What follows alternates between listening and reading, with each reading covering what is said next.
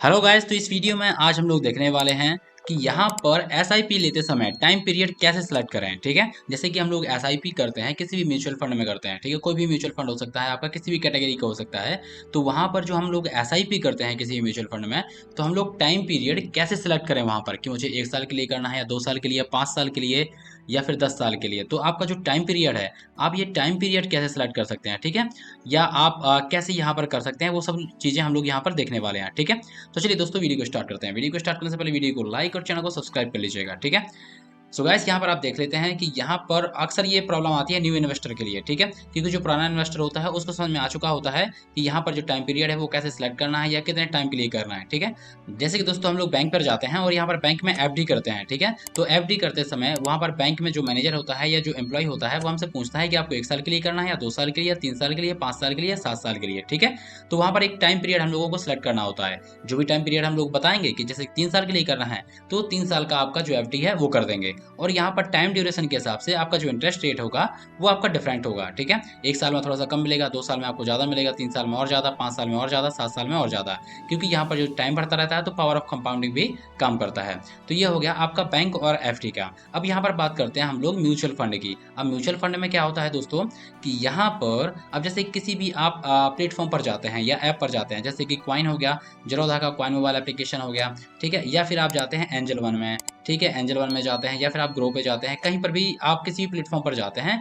तो दोस्तों मैं यहाँ पर आपको पहली बात बता देता हूँ कि यहाँ पर आपका जो टाइम पीरियड है, टाइम पीरियड सेलेक्ट करने का ऑप्शन नहीं आता है। ठीक है, मतलब क्या हुआ, मतलब ये हुआ कि अगर आप यहाँ पर एसआईपी करना चाहते हैं किसी भी म्यूचुअल फंड में, तो अगर आप चाहें तो 6 महीने का भी कर सकते हैं, 1 साल का भी कर सकते हैं, यहाँ पर आप 2 साल कर सकते हैं, 10 साल का कर सकते हैं, 20 साल का कर सकते हैं, 30 साल का कर सकते हैं, यहाँ पर 40 साल का कर सकते हैं। जितना आपकी कैपेसिटी है, जितने साल आप कैपेसिटी है उसको आप एसआईपी पे करने का, उतना साल तक आप कर सकते हैं। इसमें कोई भी टाइम बाउंडेशन नहीं है। ठीक है, प्लस का ये भी है कि आप जब भी उसको विड्रॉल करना चाहते हैं तो ये आप विड्रॉल कर सकते हैं। इसमें ऐसा नहीं है कि जैसे कि यहाँ पर बैंक एफडी है, अगर 1 साल का है तो आपको 1 साल बाद ही मैच्योरिटी होगा। ठीक है, 1 साल बाद ही आपको रुपए मिलेगा। आपका जो बेस इनकम होगा, जो कैपिटल होगा वो मिलेगा, प्लस का जो इंटरेस्ट है वो मिल जाएगा। फॉर एग्जाम्पल 7 साल का है तो 7 साल बाद ही आपका जो मैच्योरिटी पीरियड होगा और उसमें ही आपको सारा रुपए मिलेगा। लेकिन एसआईपी म्यूचुअल फंड में क्या होता है कि यहाँ पर कोई भी मैच्योरिटी पीरियड नहीं होता है। आप जब चाहे उस अपना अमाउंट है उसको आप विड्रॉल कर सकते हैं, जब चाहे उसमें इन्वेस्ट कर सकते हैं, आप यहाँ पर एसआईपी कर सकते हैं। ठीक है, तो दोस्तों ये वाला आपका जो टाइम पीरियड का जो ऑप्शन है वो आपको समझ में आ चुका होगा कि यहाँ पर एक कोई टाइम नहीं है। आप जब तक चाहे उसमें इन्वेस्ट कर सकते हैं। किसी भी प्लेटफॉर्म पर आप जाएंगे तो वहाँ पर आपको टाइम पीरियड सेलेक्ट करने का नहीं आता है। ठीक है, हाँ हो सकता है कि जैसे ग्रो मोबाइल एप्लीकेशन में है आपको वहाँ पर टाइम पीरियड लिखा होता है। ठीक है, कि आप 2 साल, 3 साल, 4 साल, तो वो आपका टाइम पीरियड नहीं होता है बल्कि वो कैलकुलेटर होता है। वो एक आपको एजम्पशन करके बताता है कि अगर आप इस फंड में 5 साल के लिए इन्वेस्ट करते हैं तो आपको जो ओवरऑल रिटर्न है वो कितना मिलेगा। ठीक है, वो मैं अभी आपको मोबाइल एप्लीकेशन पे जाके बता देता हूँ। ठीक है, अब दोस्तों ये बात भी है कि सभी जितने भी म्यूचुअल फंड हैं सभी में कोई भी लॉक इन पीरियड, हम इसको बोल सकते हैं लॉक इन पीरियड या मैच्योरिटी पीरियड, किसी में भी नहीं होता है क्या? तो ऐसा भी नहीं है।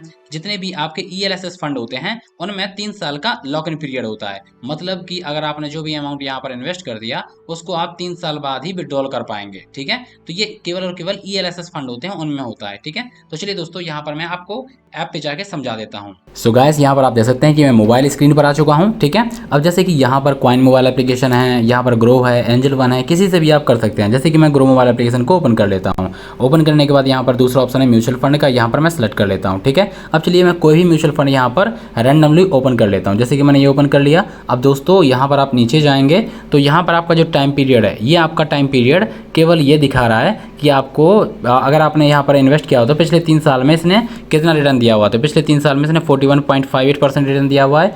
5 साल की बात करें तो 38.28% रिटर्न दिया हुआ है। ऑल की बात करें तो 19.96% रिटर्न दिया हुआ है। ठीक है, तो ये जो टाइम पीरियड है ये आपको यहाँ पर शो कर रहा है कि इसने इस टाइम पीरियड में कितना रिटर्न दिया हुआ है। ठीक है, अब यहाँ पर हम लोग नीचे चलते हैं। अब ये दिया हुआ है रिटर्न कैलकुलेटर, अगर इसको ओपन करते हैं तो ये आपका टाइम पीरियड सेलेक्ट करने का ऑप्शन नहीं है, बल्कि ये आपको बताता है कि अगर आप यहाँ पर 5000 रुपये पर मंथ इन्वेस्ट करते हैं यहाँ पर 1 साल के लिए, तो आपको कितना रुपये मिलेगा? आपने इन्वेस्टमेंट किया 60,000 और आपको कितना मिला? 73,944 रुपये आपको मिला। ठीक है, अगर 3 साल के लिए इन्वेस्ट कर दिया तो आप जो इन्वेस्टमेंट होगा वो कितना होगा? 1,80,000 और आपको रिटर्न कितना मिलेगा? 2,92,220 रुपये। अगर 5 साल के लिए कर दिया तो आपका इन्वेस्टेड होगा 3 लाख और आपको मिलेगा कितना? यहाँ पर मिलेगा 8 लाख और यहाँ पर 96,219 रुपये। ठीक है, 198.73% रिटर्न मिलेगा।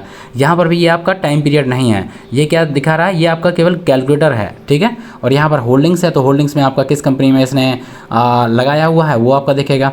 और यहाँ पर आप देख सकते हैं कि यहाँ कहीं पर भी आपको ये टाइम पीरियड सेलेक्ट करने का ऑप्शन नहीं मिलता है।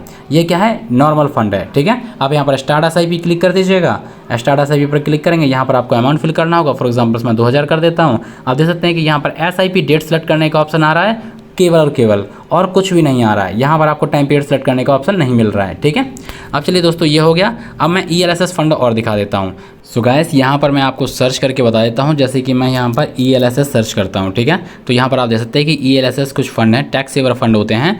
यहाँ पर देख सकते हैं कि यहाँ पर लिखा हुआ 3 ईयर लॉक इन पीरियड, मतलब कि ये बाय डिफ़ॉल्ट होता है। अगर आपने ELSS टैक्स सेवर फंड में इन्वेस्ट किया हुआ तो 3 साल का लॉक इन पीरियड मिलेगा, मतलब कि 3 साल के पहले आप यहाँ पर रुपये विड्रॉल नहीं कर पाएंगे। उसके बाद आप यहाँ पर विड्रॉल करना चाहते हैं तो विड्रॉल कर सकते हैं, और इन्वेस्टेड रहना चाहते हैं तो इन्वेस्टेड रह सकते हैं। ठीक है, तो दोस्तों हो सकता है कि आपको यहाँ पर क्लियर हो गया होगा कि यहाँ पर अगर आप किसी भी म्यूचुअल फंड में जाते हैं तो वहाँ पर कोई भी लॉक इन पीरियड नहीं है। जब भी जितना चाहे आप इन्वेस्ट करना चाहते हैं, जितने साल उतना कर सकते हैं। जब भी विड्रॉल करना चाहते हैं विड्रॉल कर सकते हैं। ठीक है, केवल और केवल आपके जो ELSS फंड होते हैं, टैक्स सेवर फंड होते हैं, उनमें ही केवल आपको 3 साल का लॉक इन पीरियड देखने को मिलता है। देख सकते हैं कि यहाँ पर दिया हुआ है, तो वहाँ पर आप 3 साल के पहले अमाउंट को विड्रॉल नहीं कर पाएंगे। ठीक है, बस केवल इतना सा फ़र्क है, बाकी और कुछ नहीं है। ठीक है, तो आपको समझ में आ चुका होगा दोस्तों। और दोस्तों बहुत सारे लोग ये पूछते हैं कि हमारा जो एक SIP है या 2 SIP है वो हमारा स्किप हो गया है। ठीक है, या हम लोगों का जो पेमेंट है वो नहीं हो पाया, या मेरे बैंक अकाउंट पर रुपया नहीं था, इससे कैंसिल हो गया है, तो उससे कुछ इफेक्ट पड़ेगा क्या? ऐसा कुछ नहीं होगा। ठीक है, कोई भी इफेक्ट नहीं पड़ेगा। अगर आपका 1 महीने का SIP कैंसिल हो गया या आपके बैंक में रुपया नहीं था, ठीक है, तो अगर नेक्स्ट मंथ से आपका चालू हो जाएगा। ठीक है, अगर 2 मंथ का हो गया तो 3rd मंथ से चालू हो जाएगा। ठीक है, तो उसमें आपको टेंशन लेने की ज़रूरत नहीं है, इस तरीके से हो जाता है। ठीक है, या फिर आप जिस प्लेटफॉर्म से किया हुआ है वहाँ से जाके आप 1 महीने के लिए पॉज करना चाहते हैं तो पॉज भी कर सकते हैं। ठीक है, ये ऑप्शंस भी आपको प्रत्येक प्लेटफॉर्म पर मिल जाता है। सो गाइस, आई होप आपको समझ में आ चुका होगा कि यहाँ पर जो SIP लेते समय आप टाइम पीरियड का जो ऑप्शन है वो आपको समझ में आ चुका होगा कि यहाँ पर कोई भी और टाइम पीरियड ऑप्शन नहीं होता है। जैसे कि हम लोग FD में करते हैं, बैंक FD में हमको टाइम पीरियड सेलेक्ट करना होता है। SIP में आपको कोई भी टाइम पीरियड सेलेक्ट नहीं करना होता है। ठीक है, जब तक चाहे आप SIP कर सकते हैं, जब भी विड्रॉल करना चाहते हैं उसको विड्रॉल कर सकते हैं। सो गाइस, ये आपका जो डाउट था, मुझे आशा है कि ये आपका सॉल्व हो चुका होगा। लेकिन अगर आपका फिर भी कोई डाउट रह जाता है तो मुझे कमेंट बॉक्स में ले सकते हैं, मैं सभी का रिप्लाई करता हूं।